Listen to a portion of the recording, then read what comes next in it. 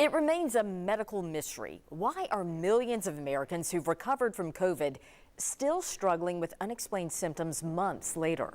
A mother of two in Knoxville is one of the so-called long haulers. As she waits for answers, she's finding support through social media. Before I contracted COVID-19 in December 2020, I was what my 11-year-old daughter calls active mom. I ran a research center at a local university, taxied my daughter and 15-year-old son to sports practices and games, managed our family's social calendar, and ran the household. COVID-19 now runs Pam Bishop's life. When she carts her kids to games these days, she's not cheering in the stands. The mother of two is finding a place to lay down. Yeah, it's hard. I miss a lot. You know, I make it my goal every day to get them where they need to go. But that's all I can do, is get them where they need to go. And then, you know, we come back home and I go to bed. Pam is what is now known as a long hauler. People who live with debilitating symptoms for months, and in her case, almost 2 years after recovering from COVID. It's just, it's just so much. In January, our cameras followed Pam to Vanderbilt Medical Center's long COVID clinic. Doctors diagnosed her with a disorder that affects blood flow brought on by the virus. And it explained a lot of my symptoms. It does not explain all of my symptoms, but it does explain some of the more scary symptoms, like the feeling like I'm going to pass out. Pam still suffers from joint pain and chronic fatigue, just to name a few. She's learning to manage her symptoms while mourning her life before COVID.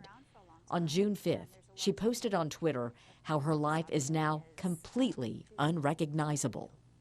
The day was really significant to me because it signified a year and a half of my life gone from what it was supposed to be, a year and a half of waking up every single day sick.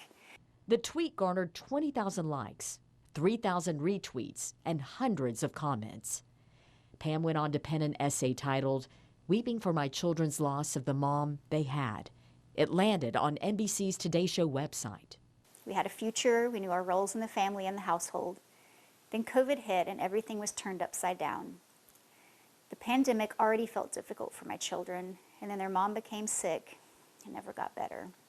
Through her post, Pam is growing a support system of COVID long haulers.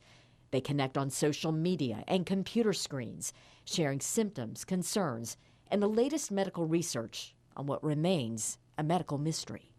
Going through this is really hard. Going through this alone seems like it would be impossible. I don't know how people are making it without some sort of community. A community that now numbers in the millions, but each long hauler shares Pam's singular hope. I hope more doctors and researchers try to understand long COVID and find better treatments or even a cure. We could use a little hope.